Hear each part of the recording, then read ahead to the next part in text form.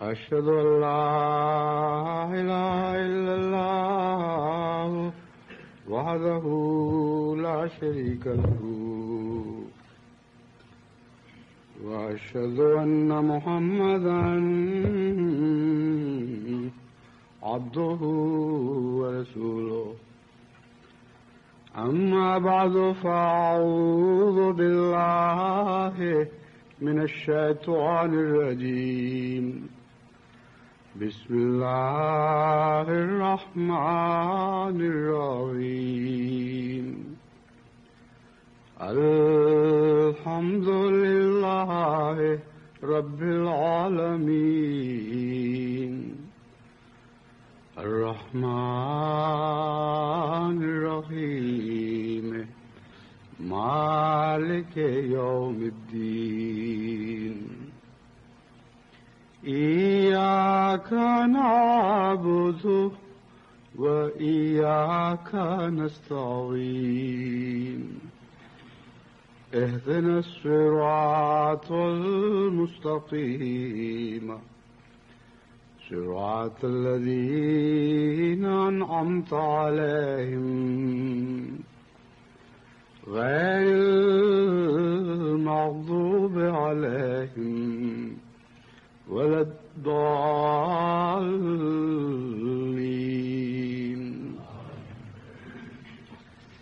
والنجم إذا هوى ما ضل صاحبكم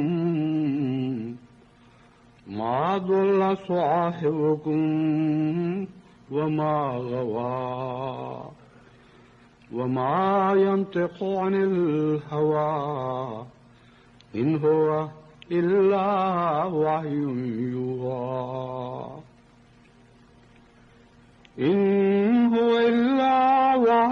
يوحى علمه شديد القوى ذو مرة فاستوى وهو بالأفق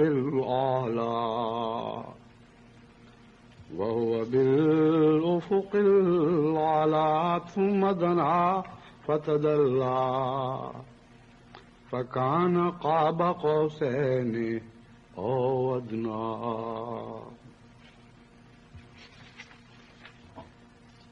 دنیا میں بلند مراتب کی طرف یا اعلیٰ مقامات کی طرف یا اونچے مقاصد کی طرف رہنمائی کرنے والے تین قسم کے ہو سکتے ہیں. ایک وہ جو آثار سے یہ اندازہ لگائیں کہ کوئی اعلیٰ چیز جو مطلوب اور مقصود ہے کس طرف ہوگی، اور پھر ان کو جو براہ راست آثار کا مطالعہ کر کے نتائج اخذ کرنے کی اہلیت نہیں رکھتے، ان کو اپنے پیچھے آنے کی دعوت دیتے ہیں اور اس طرح ان کو اعلیٰ اور بلند مقاصد کی طرف ہدایت کرتے ہوئے، رہنمائی کرتے ہوئے لے جاتے ہیں. ایک وہ ہیں جو بلند مراتب یا اعلیٰ مقاصد کو پا چکتے ہیں، ان کو حاصل کر لیتے ہیں، اور حاصل کرنے کے بعد ان سب راہوں سے پوری طرح واقف ہونے کے بعد جن راہوں کو ان مقاصد کو حاصل کرنے کے لیے اختیار کرنا پڑتا ہے، پھر دنیا کو اپنی طرف بلاتے ہیں اور ان کو دنیا کو یا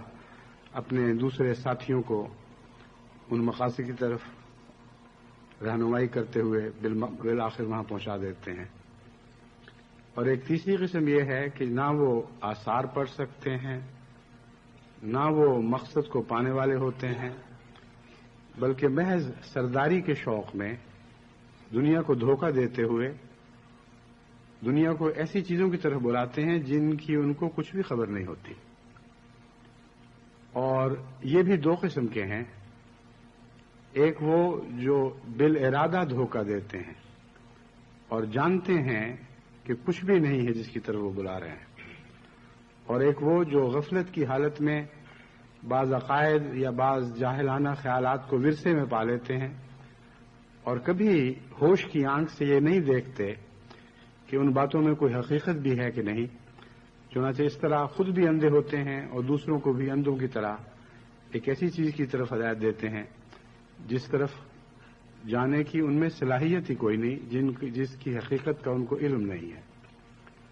قرآن کریم نے ان سب مثالوں کو خوب کھول کر واضح فرمایا ہے۔ عجیب بات یہ ہے کہ پہلی دو قسم کی مثالیں جانوروں میں ملتی ہیں، لیکن آخری قسم کی مثال جانوروں میں دکھائی نہیں دیتی۔ کہیں بھی آپ کو جانور دوسرے جانوروں کو دھوکہ دیتے ہوئے دکھائی نہیں دیں گے، کہیں جانور ایک ایسے بلند مقصد کی طرف بلاتے ہوئے دکھائی نہیں دیں گے جن کے متعلق ان کو کچھ بھی علم نہ ہو۔ لیکن اشرف المخلوقات میں یہ تینوں قسمیں ملتی ہیں، اور سب سے زیادہ قسم آخری قسم ہے، یعنی دھوکہ دینے کی حالت میں لوگوں کو ایک بلند مقصد کی طرف بلانا، یا غفلت کی اور جہالت کی حالت میں اس کوچے سے کلیتاً بے خبر ہونے کے باوجود لوگوں کو ایسے مقصد کی طرف بلانا جس سے ان کو کوئی آگاہی نہیں۔ قرآن کریم نے حضرت اقدس محمد مصطفیٰ صلی اللہ علیہ وآلہ وسلم کو ان لوگوں کے سر فہرست رکھا ہے جو مقصد کو پا لینے کے بعد، خوب اس کے کوچوں کے آداب سے آشنا ہونے کے بعد، ان کی کنوں کو سمجھنے کے بعد اور ان کی ہر پہلو سے ان کی خوبیوں اور ان کے خطرات سے واقف ہونے کے بعد پھر وہ دنیا کو یا دوسروں کو اس بلند مقصد کی طرف بلاتے ہیں۔ یہ کیسے ہوا، کس طرح حضرت اقدس محمد مصطفیٰ صلی اللہ علیہ وآلہ وسلم اس کے اہل بنائے گئے، کس طرح آپ کو تیار فرمایا گیا، یہ وہ مضمون ہے جو ان آیات میں ملتا ہے جن کی میں نے آپ کے سامنے تلاوت کی ہے۔ اللہ تعالیٰ فرماتا ہے وَالنَّجْمِ اِذَا ہَوَا، میں ثریا ستارے کو گواہ بناتا ہوں۔ کس وقت وہ گواہ بنے گا؟ جب وہ نیچے جھک جائے گا اور دنیا کے قریب آ جائے گا، یعنی مستقبل کا کوئی گواہ ہے جس کی طرف اشارہ کیا جا رہا ہے۔ دوسرا معنی یہ ہے جب بھی وہ جھکتا ہے اور قریب آتا ہے۔ جہاں تک اس معنی کے تعلق ہے، بالعموم ترجمہ کرنے والوں کا رجحان اس دوسرے معنی کی طرف جاتا ہے، حالانکہ ثریا ستارہ تو ویسے کبھی بھی زمین کی طرف نہیں جھکتا۔ معنوی لحاظ سے مستقبل میں اس نے ضرور جھکنا تھا، اور انہی معنوں میں قرآن کریم نے ایک پیشگوئی کے رنگ میں اس گواہ کو پیش فرمایا ہے۔ ما ضل صاحبکم وما غوا، یہ جو تمہارا ساتھی ہے یعنی محمد مصطفیٰ صلی اللہ علیہ وآلہ وسلم، اس نے ہرگز اپنی راہ کو کھویا نہیں، یعنی جس راہ پر وہ چلا ہے اس راہ کو آخر تک مضبوطی سے پکڑے رکھا۔ وہ سیدھی راہ تھی، مقصد تک پہنچانے والی راہ تھی، اور اس راہ سے اس راہ کو اس نے گم نہیں کیا، اس سے بھٹکا نہیں۔ وما غوا، اور غوا کا مطلب ہے گمراہ نہیں ہوا، یعنی راہ چھوڑ کر بھول کر کسی پہلو سے بھی اس راہ سے وہ الگ نہیں ہوا۔ وما ينطق عن الهوى، یہ وہ شخص ہے جو تمنا کے مطابق کلام نہیں کرتا بلکہ حقیقت پر مبنی کلام کرتا ہے، خواہشوں پر مبنی کلام نہیں کرتا۔ ان ہوا الا وحی یوحی، وہی کہتا ہے جو اس پر الہام کیا گیا ہے، جس کی اس پر وحی فرمائی گئی ہے۔ پھر فرمایا علمہ شدید القوا، اسے اس مضمون کو جو یہ تمہارے سامنے بیان فرماتا ہے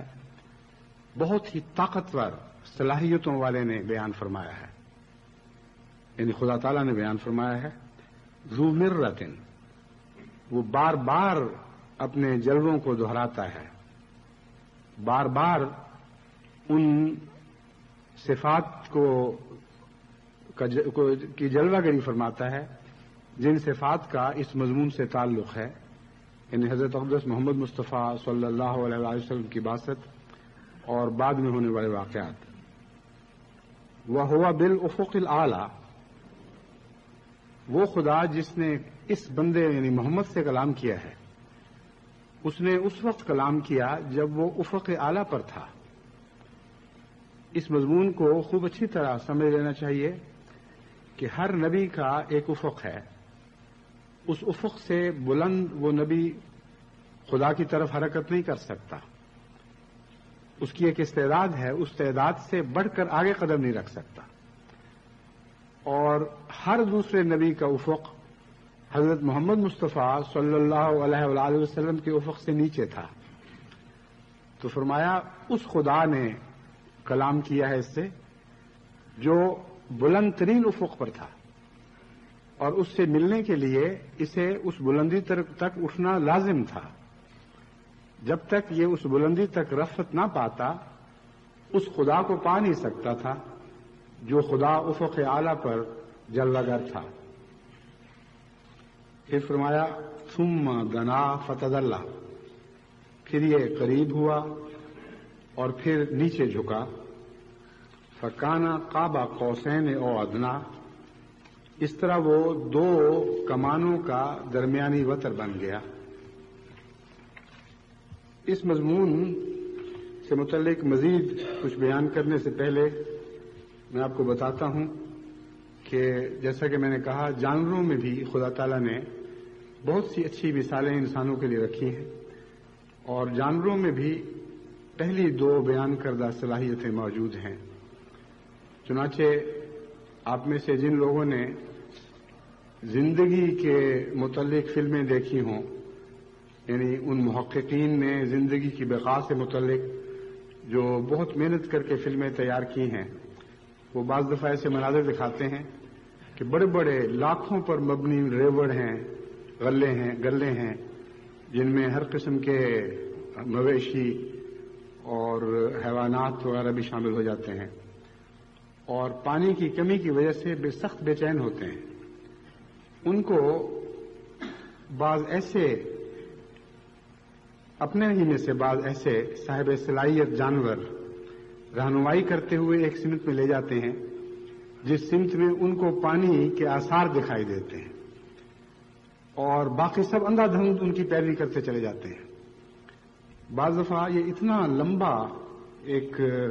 جلوس بن جاتا ہے کہ تیز رفتار سے دوڑتے ہوئے بھی گھنٹوں میں وہ اس کا دوسرا کنارہ آخری کنارہ پہنچتا ہے. اور آگے لگے ہوئے کچھ جانور ہیں جن کے اوپر ان کو پورا اعتماد ہوتا ہے، اور یہ اعتماد کبھی جھوٹا نہیں نکلا. یہ الگ بات ہے کہ پانی تک پہنچنے سے پہلے یہ سارے جانور پیاس اور بھوک سے مر جائیں، لیکن وہ سمت کبھی غلط نہیں ہوتی. جس سمت کی طرف وہ حرکت کر رہے ہوتے ہیں، اگر کہیں پانی میسر آ سکتا ہے تو وہاں آ سکتا ہے، اس کے سوا اور کسی سمت میں اس سے قریب تر پانی میسر نہیں آ سکتا. تو اللہ تعالیٰ نے جانوروں میں بھی دیکھیں ہمارے لیے کیسی اعلیٰ اور پاکیزہ مثال رکھی ہے کہ یہ وہ بظاہر بے وقوف اور بے سمجھ حیوانات ہیں، لیکن بعض خوبیاں جو خدا تعالیٰ نے ان کی فطرت میں ودیعت فرما دی ہیں، ان میں وہ بنی نوع انسان کے لیے مثال بن جاتے ہیں. پھر خدا تعالیٰ نے شہد کی مکھی کی مثال دی ہے، اور شہد کی مکھی کو خاص طور پر اس رنگ میں پیش فرمایا کہ اللہ تعالیٰ نے اس پر وحی فرمائی، جس کا مطلب ہے کہ جانوروں میں سے یہ سب سے زیادہ غیر معمولی روحانی صلاحیتیں رکھنے والی چیز ہے، جس کے متعلق اگر تحقیق کی جائے تو دن بدن اعلیٰ سے اعلیٰ نئے مضامین روشن ہوتے چلے جائیں گے، اور عقل دنگ ہوتی چلی جائے گی کہ کس طرح اس چھوٹی سی مکھی کے اندر جو چھوٹا سا دماغ ہے وہ کتنے حیرت انگیز کارنامے سر انجام دیتا ہے. انہی کارناموں میں سے ایک وہ ہے جس کا میں نے ذکر کیا کہ بعض لوگ یا بعض مخلوقات یہ صلاحیت رکھتی ہیں کہ پہلے جگہ کو معلوم دریافت کرتی ہیں، اعلیٰ مقصد کو خود حاصل کرتی ہیں، پھر دعوت دیتی ہیں، اس کے بغیر نہیں. چنانچہ شہد کی مکھی میں یہ خوبی پائی جاتی ہے. شہد کی مکھیوں میں سے بعض اس مقصد کے لیے خصوصی طور پر فطرتاً تیار فرمائی گئی ہیں. یعنی اللہ تعالیٰ نے جو وحی فرمائی اس کا مطلب یہ ہے کہ اس کے اندر بعض غیر معمولی صلاحیتیں ودیت فرما دی ہیں، اور اسی کا نام وحی ہے. یعنی شہد کی مکھی کے تعلق میں اس کو وحی کہا جائے گا. شہد کی مکھیوں کا ایک حصہ ایسا ہے جب مکھیوں نے اڑ کر کہیں جانا ہو، جب ایک چھتا بیکار ہو چکا ہو اور نئے چھتے کی تلاش ہو، تو یہ مکھیاں اڑ کر چاروں سمت پہلے ریکھی کرتی ہیں، یعنی جائزہ لیتی ہیں کہ ہر پہلو سے سب سے اچھا چھتا کون سا ہو سکتا ہے. اور ہر ایک مکھی ہر سمت میں اڑ کر اپنے اپنے جائزے کی رپورٹ لے کر واپس اپنے چھتے تک پہنچتی ہے، اور پھر یہ بھی بتاتی ہے، یہ بھی معلوم کرتی ہے کہ قریب ترین رس والے پھول کہاں اور کتنے پائے جاتے ہیں. ان تمام معلومات سے پوری طرح مرصع ہو کر وہ جب واپس پہنچتی ہے تو ایک قسم کا ناچ ناچتی ہے، اور وہ ایک ایسا ناچ ہے جس پر سائنسدان ابھی تک تحقیق کر رہے ہیں اور ابھی تک مکمل طور پر اس کی زبان کو سمجھ نہیں سکے کہ کیسے وہ یہ ناچ ناچتی ہے، کیسے اس زبان کو دوسری مکھیاں سمجھتی ہیں. لیکن اس حد تک اس مضمون پر ان کی رسائی ہو چکی ہے کہ قطعی طور پر شواہد کے طور پر اس بات کو پیش کر سکتے ہیں کہ اس ناچ میں ایک اشاروں کی زبان ہے جو معین طور پر شہد کی مکھیوں کی ملکہ کو اور اس کی ساتھیوں کو یہ اطلاع دیتی ہے کہ ہم نے ایک جگہ دریافت کی ہے، وہ جگہ یہاں سے اتنے دور فاصلے پر ہے، اس کا زاویہ یہ ہے اور اس جگہ کی نوعیت یہ ہے. اور دوسری مکھی دوسری طرف سے اڑ کر آئے گی اور وہ یہ رپورٹ پیش کرے گی کہ ہم نے بھی ایک جگہ دیکھی ہے اور وہ اتنے فاصلے پر ہے اور اس میں یہ خوبیاں ہیں اور یہ سہولتیں مہیا ہیں. اور پھر بھی ابھی فیصلہ نہیں کیا جائے گا یہاں تک کہ اور مکھیاں آئیں گی، اور ہر مکھی اپنی اپنی رپورٹ ناچ کی شکل میں پیش کرتی ہے. اس ناچ کی تصویریں، اس کے زاویے مختلف شکلوں میں محفوظ کیے گئے ہیں، اور وہ مضامین جن میں یہ ناچ کی تصویریں ملتی ہیں ان کو پڑھتے ہوئے انسان ورطۂ حیرت میں ڈوب جاتا ہے، اور کلام الہی کی تائید میں، اس کی صداقت میں دل بے اختیار اچھل اچھل کے گواہی دیتا ہے.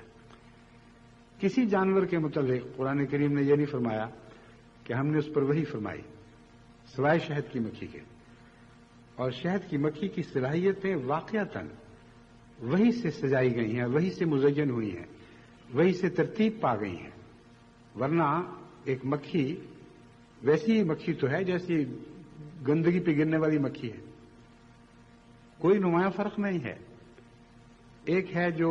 بیماریاں پھیلاتی، گندگی پہ منہ مارتی، اور ایک ہے جو شفا دنیا میں پھیلاتی اور نہایت پاکیزہ خوراک کے سوا کسی اور خوراک کو پسند نہیں کرتی. اور اس کے اندر جو صلاحیتیں ہیں جیسا کہ میں نے بیان کیا وہ ایسی عظیم الشان ہیں کہ انسانوں میں سے بھی بلند پایا قلبی اور ذہنی صلاحیتوں کے مالک بھی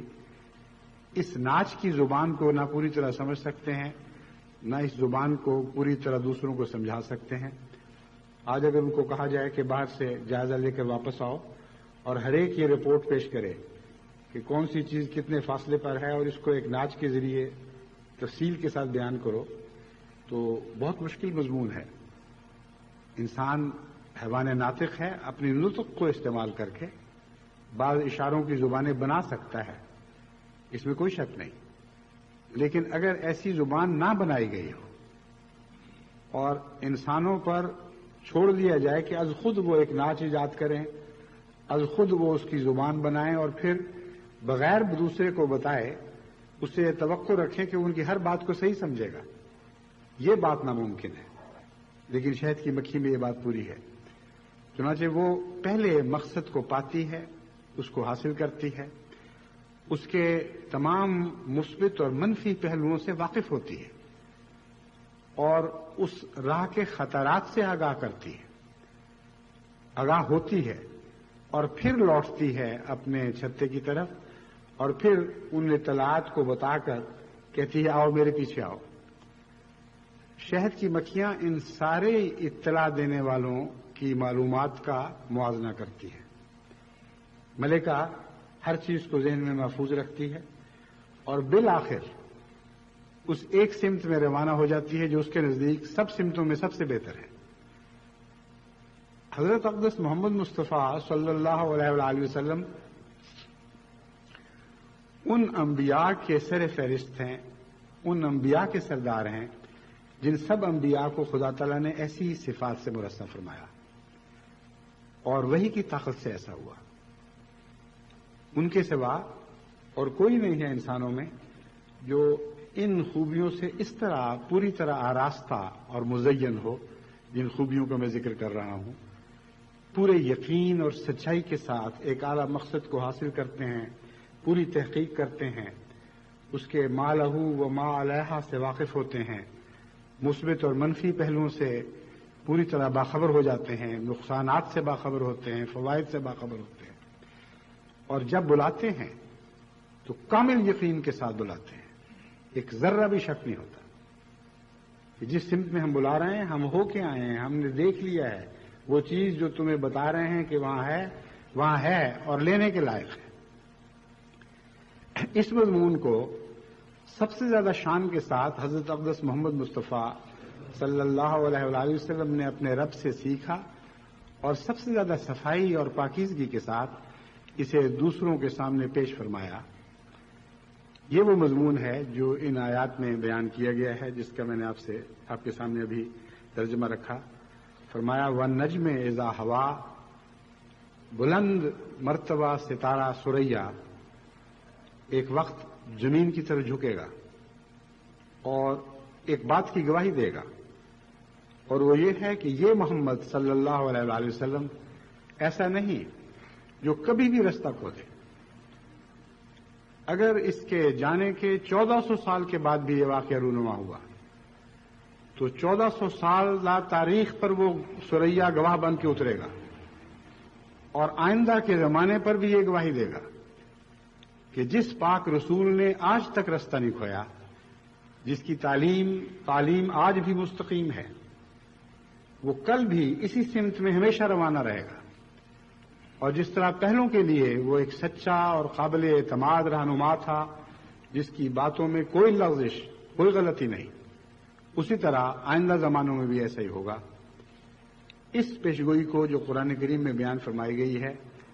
हजरत अक़दस मोहम्मद मुस्तफ़ा सल्लल्लाहु अलैहि वसल्लम की एक हदीस की रोशनी में जब हम पढ़ते हैं तो एक बहुत ही लतीफ़ मज़मून आंखों के सामने ज़ाहिर होता है, उभरता है। हज़ूर सल्लल्लाहु अलैहि वसल्लम ने फरमाया कि लौ खान अल ईमान इंद सुरैया लनालहु रजुलुम मिन हाउलाए। ये मज़मून उस वक्त बयान फरमाया जब ये गुफ्तगू थी कि हज़ूर सल्लल्लाहु अलैहि वसल्लम अगर दोबारा आएंगे, जैसा कि सूरह जुमा में बयान फरमाया गया है, तो कैसे आएंगे, क्यों आएंगे, क्या मकासद होंगे। तो फरमाया कि उसको दोबारा वापसी के मज़मून को निहायत ही लतीफ रंग में सुरैया के साथ बांध दिया। फरमाया सुरैया से तालीम दोबारा नीचे उतरेगी, सुरैया तक चली जाएगी और फिर दोबारा नीचे उतरेगी और एक शख्स सुरैया तक बुलंद होगा और उस तालीम को वापस लेके आएगा। ये माने हैं सुरैया के नीचे उतरने के। अगर ये माने नहीं हैं तो सुरैया सितारा तो नीचे उतर नहीं सकता। अगर वो जमीन की तरफ अपना महवर छोड़कर झुके तो फायदे की बजाय ऐसा नुकसान पहुंचा दे कि उसका फिर कोई इजाला नहीं हो सकता, क्योंकि सुरैया का अपने महवर को छोड़कर जमीन की तरफ झुक जाना लाजिमन क़यामत की बर्बादी पैदा कर देगा और सारा निजाम दरम बरम हो जाएगा, सारी कायनात का निजाम दरम बरम हो जाएगा। इसलिए लाजिमन इसके इसको मानवी तौर पर समझना होगा और इस जुबान को मजहब की जुबान के साथ मिलाकर पढ़ना होगा। फरमाया वन नज्म इज़ा हवा, एक वैसा वक्त आएगा कि सुरैया से गवाही उतरेगी। सुरैया के उतरने से मुराद है सुरैया से गवाही जमीन पर उतरेगी और वो ये ऐलान करेगी कि मेरे आका मौला मोहम्मद मुस्तफ़ा सल्लल्लाहु अलैहि वसल्लम एक नान लग़ज़िश करने वाले पाक रसूल हैं जिनकी तालीम को जमाना बदल नहीं सकता, جن کی تعلیم کو زمانہ ہمیشہ کا نقصان نہیں پہنچا سکتا. اس تعلیم کی حفاظت آسمان سے کی جائے گی اور آسمان سے کی جا رہی ہے. اسی مقصد کے لیے خدا تعالیٰ نے اس گواہ کو ثریا تک بلند فرمایا اور پھر ثریا سے نیچے اتارا. اسی مضمون کو آگے جا کر قرآن کریم اس سے بہت بڑھ کر شان کے ساتھ دہرانے والا ہے. ایک حضرت اقدس محمد رسول اللہ صلی اللہ علیہ وسلم کے غلام کی خبر ہے کہ وہ ثریا تک بلند ہوگا اور ثریا سے ایمان کو واپس لا کر زمین پر یہ گواہی دے گا کہ محمد مصطفیٰ صلی اللہ علیہ وسلم سچے ہیں اور آپ ہی کا دین ہے جو سب دنیا کی نجات کا موجب بن سکتا ہے. اس کے سوا اور کوئی نجات کی راہ نہیں. لیکن وہ آقا جس سے یہ فیض پائے گا اس کا مرتبہ کیا ہے؟ اس نے کیا سیکھا اور کس سے سیکھا تھا؟ یہ مضمون ہے جو اس کے بعد بیان ہوا ہے. فرمایا وما ينطق عن الهوى. اس گواہی میں یہ بات بھی شامل ہوگی کہ محمد مصطفیٰ صلی اللہ علیہ وسلم جو کچھ بیان فرماتے ہیں اپنی ذات سے اپنی خواہشات کے مطابق بیان نہیں فرماتے. آپ کی تمناؤں کا اس میں کوئی بھی دخل نہیں ہے. بس وہ جھوٹے دعوے دار جو کہتے ہیں آؤ ہم تمہیں بھلائی کی راہ دکھاتے ہیں، اعلی مقاصد کی طرف لے کے جاتے ہیں، ان کی طرف نظر ڈالیں تو ان میں سوائے انبیاء کے باقی ضرور کسی نہ کسی شک میں مبتلا ہوتے ہیں اور جب بلاتے ہیں تو کوئی دل کی تمنائیں ان کی بلانے کے اخلاص کو گندا کر چکی ہوتی ہیں. بہت سی خواہشات ہیں، لیڈر بننے کی خواہشات، رہنما بننے کی تمنا اور دیگر فوائد حاصل کرنے کی تمنائیں ان کے اس دعوے کو گدلا کر دیتی ہیں اور میلا کر دیتی ہیں. ایک وہ وجود ہے یعنی محمد مصطفیٰ صلی اللہ علیہ وسلم جس کی دعوت میں کوئی بھی نفس کی میل نہیں، ایک ذرہ ایک ادنا سی میل بھی نہیں ہے. اپنی طرف سے کہتے ہی کچھ نہیں، وہی کچھ کہتا ہے جس کی اس پر وہی فرمائی جاتی ہے اور وہی فرمانے والے میں کوئی کمزوری نہیں. دیکھیں اس مضمون کو کتنا طاقتور بنا دیا گیا ہے. علمہ شدید القوا. سکھانے والا بھی ایسا ہے کہ اس سے بڑھ کر مضبوط قوا کی کوئی چیز ممکن نہیں، یعنی خالق و مالک اللہ تعالیٰ خود اس کا استاد ہے. اور وہ شدید القوا جس کی صفات بہت ہی عظیم اور غیر معمولی طاقتیں رکھتی ہیں، ایسی طاقتیں جن کی کوئی مثال تمہیں اور کہیں دکھائی نہیں دے گی. وہ استاد ہے جس نے اس شاگرد محمد مصطفیٰ صلی اللہ علیہ وسلم پر وحی فرمائی اور خود اس کو سکھایا. یعنی وحی فرمانے کے بعد علم کا مضمون بھی اس میں بیان فرمایا گیا، جیسا کہ سورہ جمعہ میں فرمایا گیا ہے.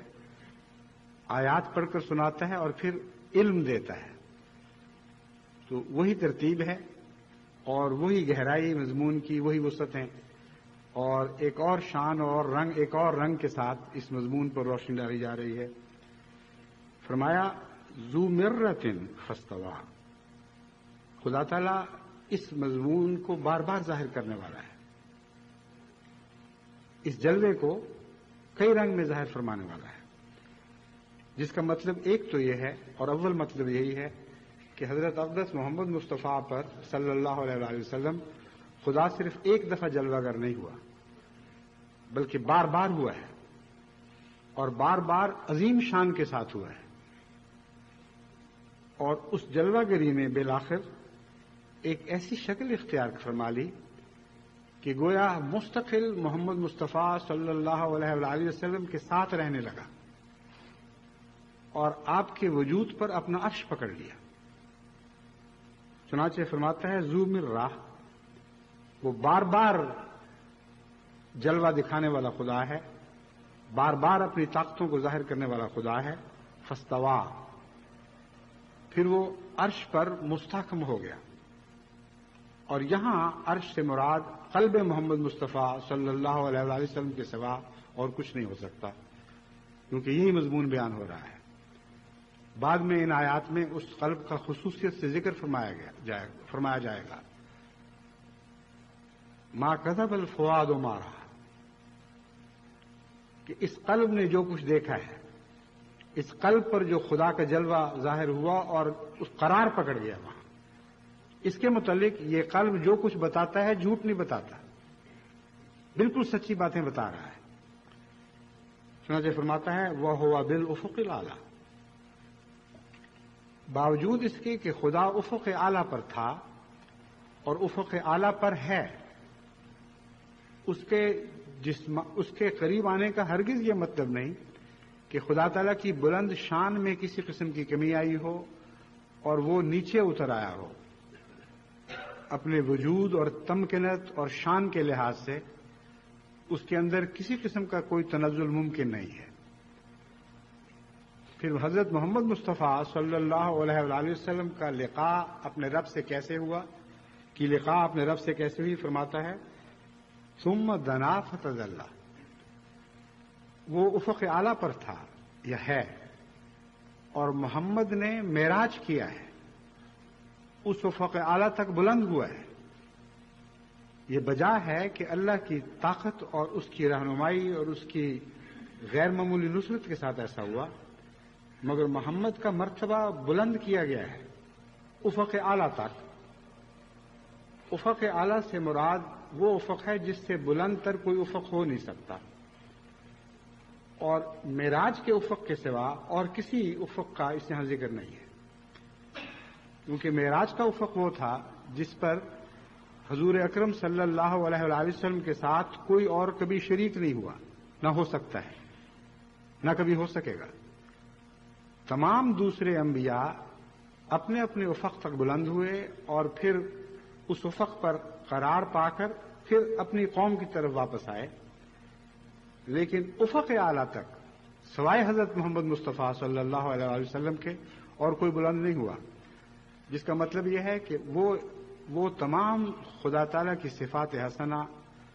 اور اس کے کمالات کی وہ ہر شان جس کا انسان متحمل ہو سکتا تھا، جس تک انسان رسائی پا سکتا تھا اور اسے قبول کرنے کی اس میں خدا تعالیٰ کی طرف سے طاقت بخشی گئی تھی، وہ حد امکان تک حضرت صلی اللہ علیہ وآلہ وسلم کو عطا ہوئی، اور اس ظرف کے مطابق اس کے کناروں تک خدا تعالیٰ نے اسے اپنے جلوے سے بھر دیا۔ یہ ہے افق اعلیٰ تک آپ کا معراج، اور پھر چھوڑ کر نہیں گیا، بار بار اس جلوے میں تموج ضرور آیا ہے، لیکن عرش پھر ہمیشہ محمد مصطفیٰ کے قلب پر ہی رہا ہے، اور ہمیشہ قلب محمد مصطفیٰ جس حالت اور جس شان میں وہ پایا جاتا ہے اس میں خدا تعالیٰ کا عرش ہمیشہ اسی طرح قرار پکڑا رہے گا اور جلوہ گر رہے گا۔ پھر فرمایا ثم دنا فتدلی، دنا سے مراد جیسا کہ میں نے بیان کیا ہے افق اعلیٰ کی طرف دنا ہے۔ مفسرین نے اس کا ترجمہ بالعموم یہ کیا ہے کہ محمد مصطفیٰ نے دنا کیا، یعنی آپ بلند ہوئے خدا کی طرف، اس کے قریب بڑھے، فتدلی، اور اللہ تعالیٰ نیچے اترا، اور گویا کہ ایک بین مقام ایسا تھا جہاں جا کر انسانیت اور الوہیت کا اتصال ہوتا ہے۔ حضرت اقدس محمد مصطفیٰ صلی اللہ علیہ وآلہ وسلم نے دنا فرمایا اور خدا نے تدلی فرمایا۔ یہ معنی مشہور اور عام ہیں، اور تفسیر صغیر میں بھی حضرت مسلم موعود نے یہی معنی کیے ہیں۔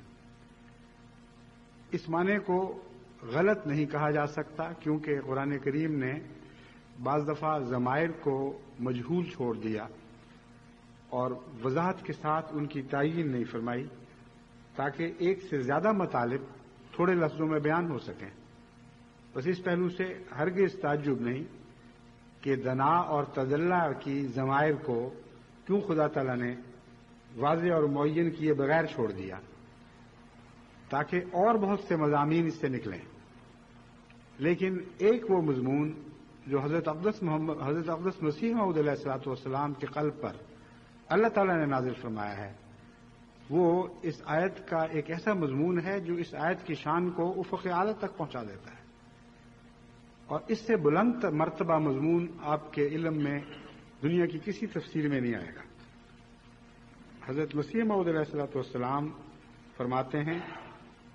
دنا فتدلا فکانا قاب قوسین او ادنا. جب یہ آیت شریفہ یعنی دنا فتدلا نازل ہوئی، جس کا مطلب ہے یہ قریب ہوا اور وہ نیچے جھک گیا. فکانا قاب قوسین، دو کمانوں کا ایک واحد وتر بن گیا.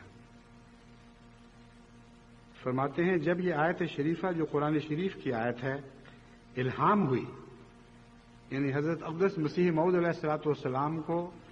اس کے خاص معنی سمجھانے کی خاطر تبرکاً اللہ تعالیٰ نے یہی آیت الہام فرمائی، تو اس کے معنی کی تشخیص اور تعیین میں تامل تھا.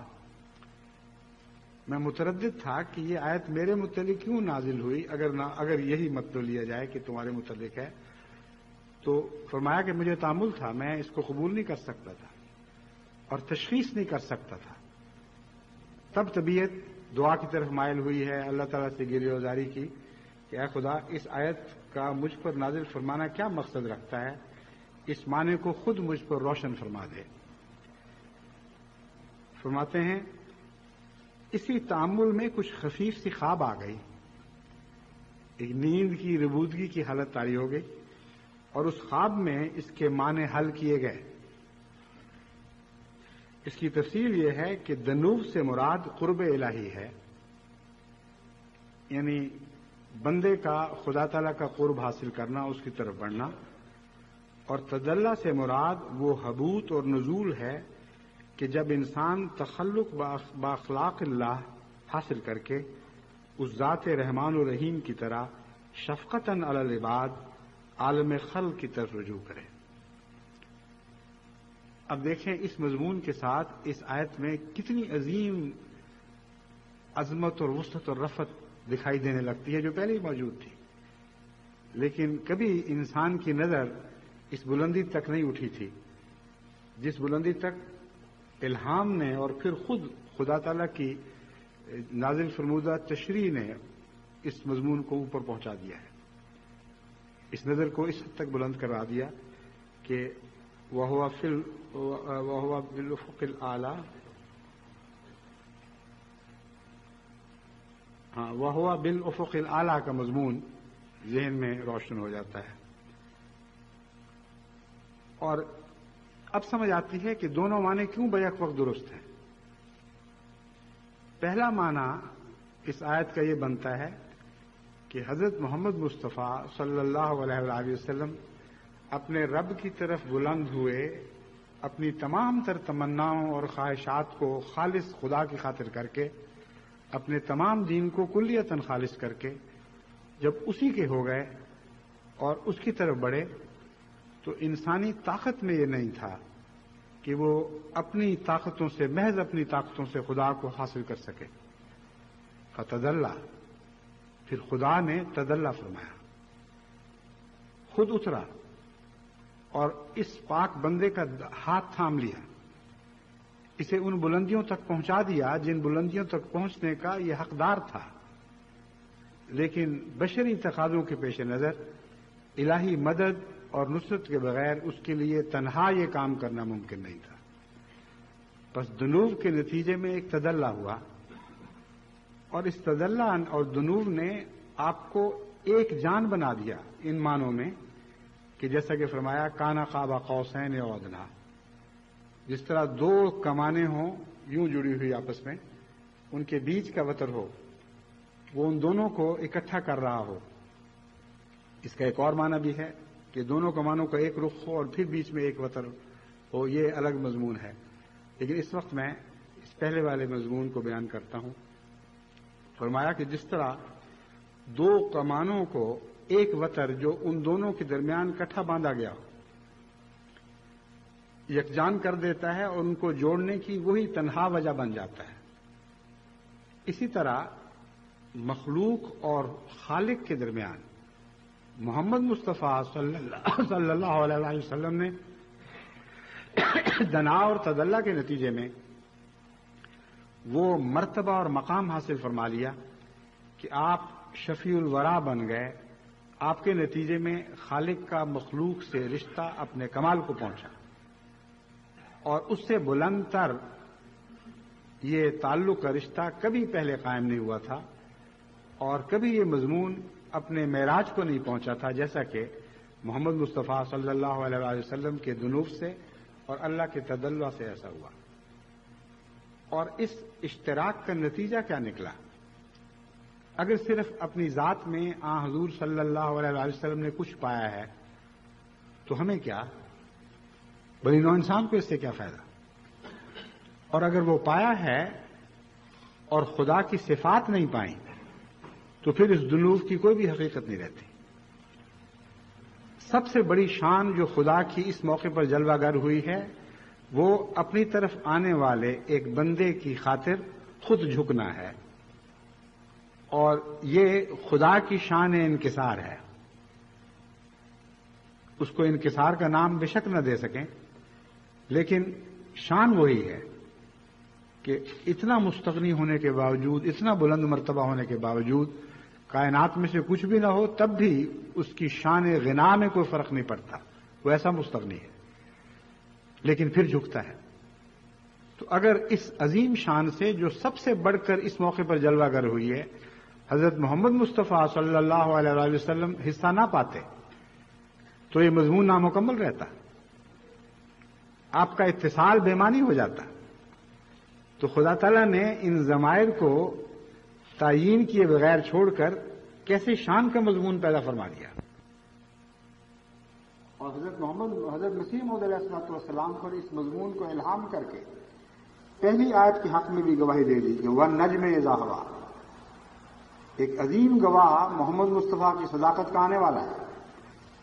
وہ ثریا سے آپ کی سچائی کی شہادتیں لے کر نیچے اترے گا، ایمان کو دوبارہ زندہ کرے گا اور بعد کے ہمیشہ کے آنے والے زمانوں میں کے لیے اعلان کر دے گا کہ جیسا کہ گزشتہ 1400 سال میں اس رسول نے کبھی کوئی ٹھوکر نہیں کھائی، کبھی لغزش نہیں کھائی، اس کی تعلیم کی حفاظت کی ذمہ داری آسمان کی طاقت اور ذو مرہ خدا نے عطا فرمائی ہے، میں اس کا گواہ ہوں کہ اس کی ہر بات سچی نکلی ہے۔ انہی معنوں میں اللہ تعالیٰ نے جب آپ پر یہ مضمون ظاہر فرمایا اور آپ نے اس کی گواہی دی تو گویا وَالنَّجْمِ إِذَا هَوَىٰ کی ایک زندہ مثال بن گیا ہے۔ ثریا کے اترنے اور گواہی کا مضمون کس شان کے ساتھ اس موقع پر پورا ہوتا ہے۔ یہ وہ مقصد تھا الہام کا جو اس طرح حضرت مسیح موعود علیہ السلام کے انکسار، تضرع اور دعا کے نتیجے میں آپ پر ایک رویا کے ذریعے روشن فرمایا گیا۔ تو آپ فرماتے ہیں کہ محمد مصطفیٰ صلی اللہ علیہ وسلم نے دنوب کیا اور پھر آپ ہی نے تجلی کیا۔ جب خدا کو پا لیا اور خدا کی صفات سے مرصع ہو گئے تب آپ کا دل بنی نوع انسان کی ہمدردی میں پگھلا اور اس بلندی سے نیچے اترے تاکہ جس اعلیٰ مقصد کو آپ نے حاصل کیا ہے اس میں تمام بنی نوع انسان کو شریک کریں اور ہر ایک کو بتائیں کہ میں نے ایک عظیم چیز کو پا لیا ہے جس سے عظیم تر چیز کا تصور ممکن نہیں۔ تمام زندگیوں کا وہ سرچشمہ ہے، سب نعمتوں کا وہ منبع ہے۔ جیسا میں نے اس کو پایا ہے، آؤ میں تمہیں بلاتا ہوں کہ تم بھی میرے ساتھ میرے پیچھے آؤ، میں تمہیں ان بلندیوں تک پہنچانے کی استطاعت رکھتا ہوں، کیونکہ میں سب کچھ دیکھ آیا ہوں۔ میں نے اپنی آنکھوں سے دیکھا، اپنے سارے وجود سے اس کو پایا، میرے دل پر وہ خدا جلوہ گر ہوا اور میں ان سب نعمتوں کی طرف تمہیں بلانے کے لیے واپس آیا ہوں جو نعمتیں مجھے اپنی تمام شان کے ساتھ اور اتمام نعمت کے ساتھ عطا فرمائی گئی۔ حضرت مسیح موعود علیہ السلام نے بھی اسی مضمون کو خدا تعالیٰ کے تعلق میں بیان فرمایا ہے، اور یہ جو مشابہتیں ہیں یہ بتاتی ہیں کہ یہ عظیم روحانی کائنات ہے جن کے آپس میں گہرے اندرونی رشتے ہیں۔ ایک جاہل ملا جب حضرت مسیح موعود علیہ السلام کے متعلق بدتمیزی کی زبان کھولتا ہے، اس بیچارے بدنصیب بدبخت کو پتہ نہیں کہ وہ کیا کر رہا ہے۔ حضرت اقدس محمد مصطفیٰ صلی اللہ علیہ وسلم کا جیسا عرفان حضرت مسیح موعود علیہ السلام کو عطا ہوا ہے، اس کی کوئی مثال آپ کو اور کہیں دکھائی نہیں دے گی، اور اس عرفان کے نتیجے میں اللہ کا جو عرفان اس زمانے میں آپ کو عطا ہوا اس کی بھی کوئی اور مثال آپ کو دکھائی نہیں دے گی۔ آپ فرماتے ہیں ہمارے خدا میں بے شمار عجائبات ہیں، مگر وہی دیکھتے ہیں جو صدق اور وفا سے اس کے ہو گئے ہیں۔ وہ غیروں پر جو اس کی قدرتوں پر یقین نہیں رکھتے اور اس کے صادق وفادار نہیں ہیں، وہ عجائبات ظاہر نہیں کرتا۔ بس حضرت صلی اللہ علیہ وآلہ وسلم کو اگر چنا ہے اپنے عجائبات کے اظہار کے لیے، آپ کے قلب کو اپنے عرش کی تختگاہ بنانے کے لیے، تو محمد مصطفیٰ میں اعلیٰ صفات پائی جاتی تھی، اور وہ صفات وہی ہیں جن کا حضرت مسیح علیہ السلام نے فرمایا کہ آپ صادق تھے اور وفادار تھے، اور خدا تعالیٰ کی کامل قدرتوں پر کامل یقین رکھتے تھے۔ فرماتے ہیں بدبخت وہ انسان ہے جس کو اب تک یہ پتہ نہیں کہ اس کا ایک خدا ہے جو ہر ایک چیز پر قادر ہے۔ ہمارا بہشت ہمارا خدا ہے، ہماری لذات ہمارے خدا میں ہیں، کیونکہ ہم نے اس کو دیکھا اور ہر ایک خوبصورتی اس میں پائی۔ یہ دولت لینے کے لائق ہے اگرچہ جان دینے سے ملے، اور یہ لال خریدنے کے لائق ہے اگرچہ تمام وجود کھونے سے حاصل ہو۔ اے محروموں اس چشمے کی طرف دوڑو۔ محروموں، دیکھیے کیسا پیارا لفظ اس تعلق میں بیان فرمایا ہے۔ میں نے تو پا لیا ہے، تم جو محروم ہو جنہوں نے نہیں پایا، میں بلا رہا ہوں پانے کے بعد، اس چشمے سے سیراب ہونے کے بعد۔ اور کس درد اور بے قراری اور کیسی تڑپ کے ساتھ آپ بڑی نوع انسان کو بلا رہے ہیں۔ ایک پانے والا اس شان اور اس کرب کے ساتھ اور اس بے قراری کے ساتھ بلا سکتا ہے، محروم کبھی نہیں بلا سکتا۔ بڑے اندھے اور بے نصیب وہ لوگ ہیں جو حضرت مسیح موعود علیہ الصلوۃ والسلام کی اس عبارت کو پڑھ کر بھی آپ کا عرفان حاصل نہ کر سکے۔ ساری دنیا کے جھوٹے مل کر بھی اس شان کی سچی گواہی نہیں دے سکتے جو اپنے اندر اپنی صداقت کی عظمتیں خود رکھتی۔ کسی جھوٹے کے وہم و گمان میں بھی یہ عبارت نہیں آ سکتی۔ فرماتے ہیں اگرچہ تمام وجود کھونے سے حاصل ہو، اے محروموں اس چشمے کی طرف دوڑو کہ وہ تمہیں سیراب کرے گا۔ یہ زندگی کا چشمہ ہے جو تمہیں بچائے گا۔ میں کیا کروں اور کس طرح اس خوشخبری کو دلوں میں بٹھا دوں؟ کس دف سے میں بازاروں میں منادی کروں کہ تمہارا یہ خدا ہے تا لوگ سن لیں، اور کس دوا سے میں علاج کروں تا سننے کے لیے لوگوں کے کان کھلیں۔ یہ ہے دعوت اللہ، اور اس طرح دعوت اللہ کے مضمون کا حق ادا ہوتا ہے۔ ہر بلانے والے کو کچھ نہ کچھ ضرور پانا ہوگا۔ اگر افق اعلیٰ تک اس کی رسائی نہیں، تو جس کی رسائی ہے اس کے پیچھے چل کر کچھ نہ کچھ بلندیاں تو اسے ضرور حاصل کرنی ہوگی۔ کچھ نہ کچھ تو اس چشمے سے سیراب ہونا اس کے لیے لازم ہے، ورنہ اس کی دعوت میں نہ جان پڑے گی، نہ اس میں وہ صداقت کی عظمت ہوگی جو بڑی قوت کے ساتھ لوگوں کو اپنی طرف کھینچتی ہے۔ یہ مقناطیسی طاقت ایک حقیقت ہے، اور اسی کو ملتی ہے جس کا مقناطیس سے رابطہ پیدا ہو جائے۔ بس اپنے اندر وہ آہنی صفات پیدا کرے جو مقناطیس سے جڑ کر آپ کو مقناطیس بنا دے، اور مقناطیس کے قریب ہونے کی کوشش کرے۔ پھر ان صفات کی جلوہ گری آپ میں ہوگی جن صفات کا ذکر اس سورت کریمہ میں بیان فرمایا گیا ہے، جس کی میں نے آپ کے سامنے کچھ تلاوت کی ہے۔ اور پھر حضرت مسیح موعود علیہ الصلوۃ والسلام کی غلامی اور اس آقا کی، اس بلند تر آقا کی غلامی کا حق آپ کو عطا ہوگا، جس کی غلامی میں حضرت مسیح موعود علیہ الصلوۃ والسلام نے سب کچھ پایا۔ حضرت رسول اکرم صلی اللہ علیہ وآلہ وسلم کی اس شان کے حق میں گواہی دیتے ہوئے کہ آپ نے جب بلایا تو پہلے پایا اور پھر بلایا، آپ فرماتے ہیں آنکھ اس کی دوربین ہے، دل یار کے قریب ہے، ہاتھوں میں شمع دی ہے، عین الضیاء یہی ہے۔ آنکھ اس کی دور بھی ہے، دور کی باتیں دیکھتے افق اعلیٰ پر نظر ہے، مگر دل یار کے قریب ہے۔ اس کے دل پر یار جلوہ گر ہو چکا اور اسے اپنا تخت بنا لیا۔ پردے جو تھے ہٹائے، اندر کی راہ دکھائے۔ اندر والا یہ کام کر سکتا ہے، بیرونی نظر سے دیکھنے والا جو اندر نہ پہنچا ہو وہ پردے ہٹا کر کسی کو اندر آنے کی اجازت نہیں دے سکتا۔ دل یار سے ملائے، وہ آشنا یہی ہے۔ بس وہ سب احمدی مرد ہوں یا خواتین، بڑے ہوں یا بچے، اگر دعوت اللہ کا حق ادا کرنا چاہتے ہیں تو دعاؤں کے ذریعے خدا تعالیٰ کی قربت کے کچھ آثار اپنے اندر ظاہر کریں، اپنے اندر پیدا کریں۔ جتنے یہ آثار پیدا ہوں گے، جتنا آپ کو آپ کی یافت، آپ کے پانے کا مرتبہ بلند ہوگا، اتنی ہی آپ کے اندر غیر معمولی طاقت پیدا ہوتی چلی جائے گی۔ آپ اس بات کے حقدار ہوں گے اور بنی نوع انسان مجبور ہوں گے کہ آپ کی آواز کو سنیں اور اسے قبول کریں اور آپ کے پیچھے چلیں۔ اللہ تعالیٰ ہمیں اس کی توفیق عطا فرمائے۔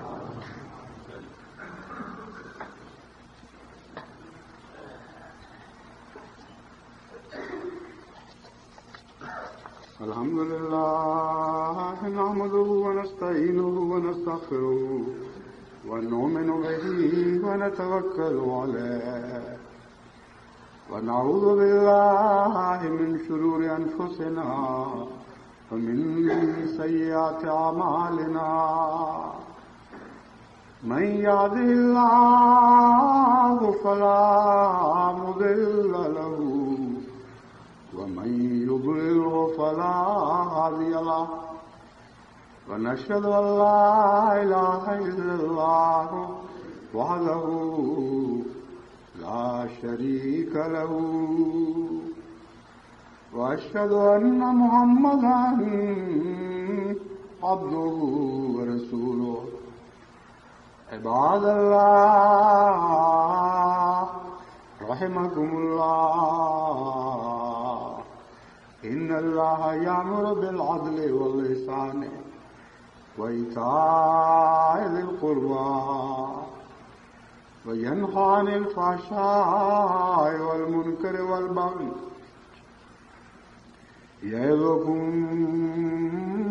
لعلكم تذكرون اذكروا الله يذكركم وادعوه يستجب لكم ولذكر الله أكبر